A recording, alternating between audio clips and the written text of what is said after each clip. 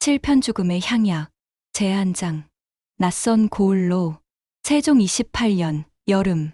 이슬은 개인방을 나서며 한참을 서 있었다.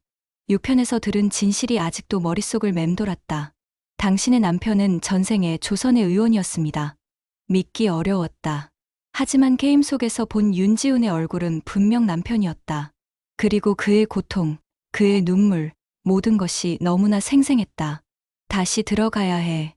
이슬은 결심했다. 남편이 어떻게 죽었는지, 왜 죽어야 했는지, 모든 것을 알아야 했다. 그녀는 다시 개인방으로 들어갔다. 돌아오셨군요. 검은 정장 남자가 미소를 지었다. 7편을 시작하실 건가요? 예. 남편의 죽음을 알아야 해요. 좋습니다. 하지만 경고드립니다. 이제부터는 당신도 위험해집니다. 진실에 가까워질수록 게임은 더 가혹해질 것입니다. 이슬은 고개를 끄덕였다. 그리고 캡슐에 들어갔다. 눈을 떴을 때 이슬은 낯선 곳에 있었다. 한양이 아니었다. 작은 고을의 길거리였다. 흙길 양옆으로 초가집들이 늘어서 있었고 마을 사람들이 대나무 발 위에 약재를 말리고 있었다. 장영실, 여기는 어디죠? 요정 장영실이 나타났다. 경상도의 한 고을입니다. 이름은 함창시엔창. 윤지훈이 마지막으로 머물렀던 곳이에요. 이슬의 심장이 두근거렸다. 남편이 마지막으로 있었던 곳. 그가 여기서 죽었나요? 네. 세종 27년 겨울, 이곳에서 죽었다고 기록되어 있습니다. 이슬은 마을을 걸었다. 사람들이 그녀를 신기한 듯 쳐다보았다. 궁녀 복장을 한 이슬은 이 작은 고을에서 눈에 띄었다. 저기, 실례지만. 이슬은 한 노인에게 다가가 물었다. 혹시 윤지훈이라는 의원을 아시나요? 노인은 눈을 크게 떴다. 윤지훈, 그 이름을 어찌 알고 있습니다. 그분에 대해 듣고 싶어서요. 노인은 잠시 망설이다가 이슬을 한쪽으로 데려갔다. 윤지훈, 좋은 분이었소. 이 마을에 파견되어 가난한 백성들을 돌보았소. 하지만, 갑자기 돌아가셨소. 몇 해 전 겨울, 약방에서 쓰러져 있는 것을 발견했소. 얼굴에 붉은 반점이 있었고 이미 숨이 끊어진 후였소. 이슬의 가슴이 철렁 내려앉았다. 붉은 반점. 홍안초. 누가 그랬을까요? 노인은 고개를 저었다. 모르오. 하지만 이상한 일이 있었소. 그분이 돌아가신 후 현감께서 서둘러 사건을 덮으려 하셨소. 조사도 제대로 하지 않고 바로 그때 마을 어디선가 비명소리가 들렸다. 사람 살려. 이슬은 재빨리 그쪽으로 달려갔다. 약방이었다. 작은 한옥 건물 안에 시신 하나가 쓰러져 있었다. 40대 중반의 남자. 그의 얼굴에는 붉은 반점이 선명했다. 장영실. 홍안초입니다. 윤지훈이 죽었던 것과 똑같은 방식이에요. 이슬은 주변을 살폈다. 약장이 열려 있었고 여러 약재가 흩어져 있었다. 그리고 바닥에는 작은 약봉지가 떨어져 있었다. 이슬은 약봉지를 주웠다. 안에 붉은 가루가 조금 남아 있었다. 이게 홍안초군요. 맞습니다. 누군가 이 약봉지를 사용한 것 같아요. 이슬은 약장을 살폈다. 그리고 한 서랍에서 이름표를 발견했다. 윤지훈. 이슬의 손이 떨렸다. 이것은 남편이 썼던 약장이었다. 이슬님, 보세요. 장영실이 약장 뒤를 가리켰다. 벽에 무언가 글자가 새겨져 있었다. 진실은 향약집성방 제38장에 향약집성방? 조선시대 의서입니다.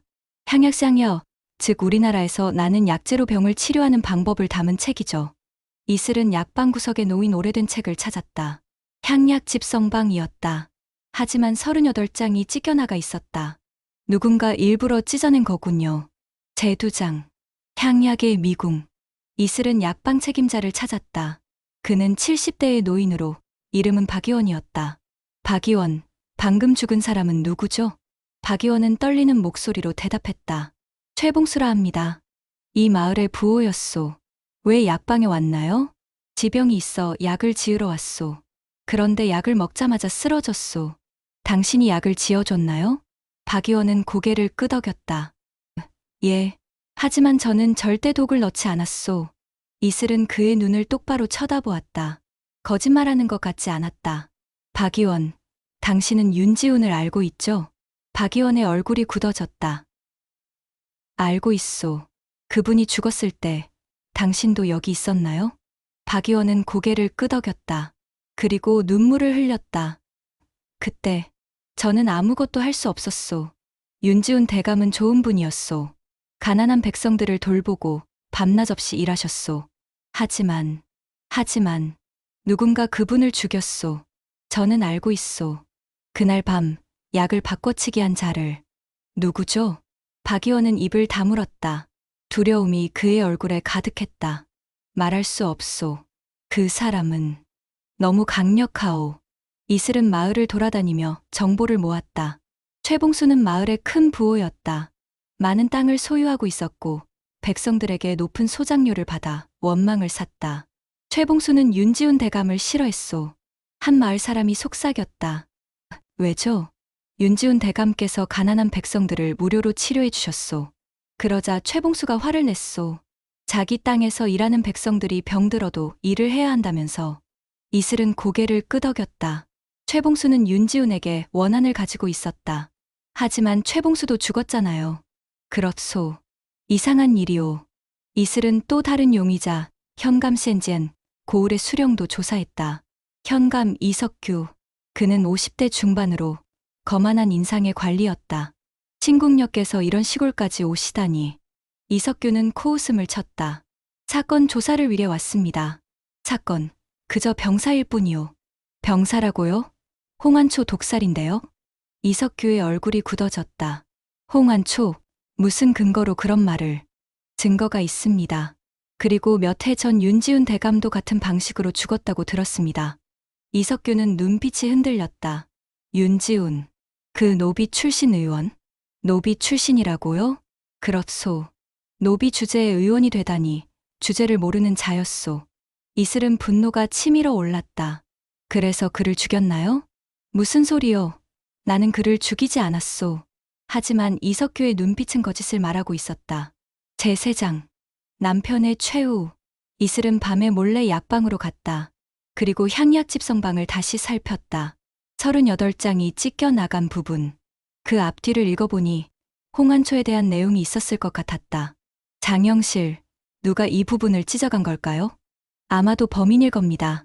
홍안초의 정체가 밝혀지는 것을 막으려고. 바로 그때 뒤에서 발소리가 들렸다. 이슬이 돌아보니 박의원이 서 있었다. 박의원? 박의원은 술에 취한 듯 비틀거렸다. 그리고 바닥에 주저앉았다. 최봉수가 죽어서 다행이요. 뭐라고요? 그자도 공범이었소. 윤지훈 대감을 죽인. 이슬은 재빨리 다가가 물었다. 무슨 뜻이죠? 자세히 말씀해 주세요. 박의원은 눈물을 흘리며 말했다. 그날 밤 윤지훈 대감께서 마을 아이를 치료하고 계셨소. 아이가 고열로 죽어가고 있었소. 대감께서는 밤새 약을 다리고 아이를 돌보셨소. 그런데요? 새벽에 대감께서 잠깐 쉬시려고 차를 드셨소. 제가 준비한 차였소. 하지만 박의원의 목소리가 떨렸다. 그 차에 누군가 독을 넣었소. 저는 몰랐소. 차를 준비하고 잠깐 자리를 비웠는데 그 사이에 누가 넣었나요? 최봉수의 하인이었소. 그자가 몰래 들어와 차에 홍안초 가루를 넣었소. 저는 나중에 그 사실을 알았지만 이미 늦었소. 왜 말하지 않았나요? 현감께서 저를 협박했소. 만약 말하면 저와 제 가족을 모두 죽이겠다고. 이슬은 가슴이 답답해졌다. 남편은 아이를 살리려다 독이 든 차를 마셨다. 그리고 죽었다. 그 아이는 살았나요? 박의원은 고개를 끄덕였다. 예, 대감께서 살리셨소. 대감은 독을 마신 후에도 마지막 순간까지 아이를 돌보셨소. 그리고 쓰러지셨소. 이슬은 눈물이 났다. 남편은 끝까지 의사였다. 제4장. 그림자 속의 적. 이슬은 모든 단서를 종합했다. 최봉수의 하인이 독을 넣었고 현감이 사건을 덮었다. 그리고 지금 최봉수도 같은 방식으로 죽었다. 장영실, 최봉수를 죽인 건 누구일까요? 복수일 가능성이 높습니다. 윤지훈을 죽인 자들에게 복수하는 누군가. 이슬은 갑자기 한 가지 가능성이 떠올랐다. 혹시 그 아이? 윤지훈이 살린 아이요? 네, 그 아이가 자라서 윤지훈을 죽인 자들에게 복수하고 있는 거예요. 이슬은 마을 사람들에게 물었다. 그리고 마침내 그 아이를 찾았다. 이제 20대가 된 청년. 이름은 김진우였다. 김진우, 당신이 최봉수를 죽였죠? 김진우는 담담하게 고개를 끄덕였다. 맞습니다. 저는 윤지훈 대감을 죽인 자들에게 복수하고 있습니다. 왜 직접 말하지 않았나요? 관아에 알릴 수도 있었잖아요. 김진우는 쓸쓸하게 웃었다. 관아요? 현감이 공범인데 누가 들어줄까요? 이슬은 아무 말도 할 수 없었다. 대감께서는 저를 살려주셨습니다. 저는 죽어가고 있었지만 대감께서 밤새 저를 돌보셨습니다. 그리고 독이 든 차를 드셨습니다. 김진우의 눈에서 눈물이 흘렀다. 저는 그 후 대감의 죽음을 잊지 못했습니다. 그래서 의술을 배웠습니다. 그리고 복수를 계획했습니다. 하지만 살인은 알고 있습니다. 저도 죄를 지었습니다. 하지만 후회하지 않습니다. 바로 그때 현감 이석규가 군사들을 이끌고 나타났다. 김진우, 내가 최봉수를 죽였구나. 맞습니다. 그리고 다음은 당신입니다. 이석규의 얼굴이 창백해졌다. 무슨 소리냐? 당신도 윤지훈 대감을 죽인 공범입니다. 당신은 최봉수에게 명령했고 사건을 덮었습니다. 이슬은 이석규를 똑바로 쳐다보았다. 현감, 인정하시죠? 이석규는 더 이상 버티지 못하고 무릎을 꿇었다. 맞소. 내가 명령했소. 왜죠? 윤지우는 노비 출신이었소. 그런 자가 백성들의 존경을 받는 것이 마음에 들지 않았소. 그리고 이석규는 잠시 망설이다가 말했다. 조정에서 명령이 내려왔소. 윤지훈을 제거하라고. 이슬의 심장이 멎는 것 같았다. 조정에서? 예, 어느 고위 대신이. 윤지훈이 너무 유명해지는 것을 원하지 않았소. 노비 출신이 성공하면 신분 제도가 흔들릴 것이라고. 이슬은 분노와 슬픔이 동시에 밀려왔다. 남편은 단지 사람을 살렸을 뿐인데 신분 때문에 죽어야 했다. 누구죠? 그 고위 대신은? 이석규는 고개를 저었다. 모르오. 저는 중간 전달자를 통해서만 명령을 받았소. 이슬은 주먹을 쥐었다. 더 큰 배우가 있었다. 그리고 그 배우를 찾아야 했다. 사건은 해결되었다. 김진우와 이석규는 모두 체포되었다. 하지만 이슬은 씁쓸했다. 그날 밤, 이슬은 윤지훈이 마지막으로 머물렀던 방에 혼자 앉아 있었다. 남편, 당신은 정말 대단한 사람이었어요. 눈물이 흘렀다. 10년 전 남편이 세상을 떠났을 때 이슬은 그가 어떤 사람이었는지 제대로 알지 못했다. 하지만 이제는 알았다.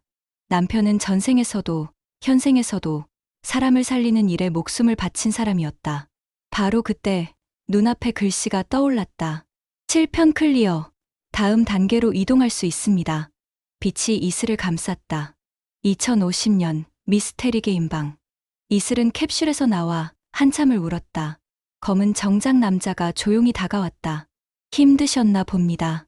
제 남편. 그는 억울하게 죽었어요. 네. 그리고 그 억울함이 현재까지 이어지고 있습니다. 조정의 고위 대신.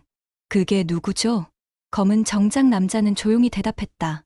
다음 편부터 밝혀질 것입니다. 그리고 그것은 당신이 상상하는 것보다 훨씬 더 큰 음모입니다. 무슨 뜻이죠? 조선의 신분제도, 권력구조, 그 모든 것이 얽혀 있습니다. 당신의 남편은 그 시스템에 도전한 자였고, 그래서 제거되었습니다. 이슬은 가슴이 답답해졌다. 그럼 이제부터는 당신도 위험해집니다. 진실을 파헤친다는 것은 그 시스템과 맞선다는 뜻이니까요. 검은 정장 남자는 벽에 걸린 사진을 바라보았다. 이슬의 가족 사진. 남편의 얼굴은 이제 맑은 빛이 더욱 강해지고 있었다.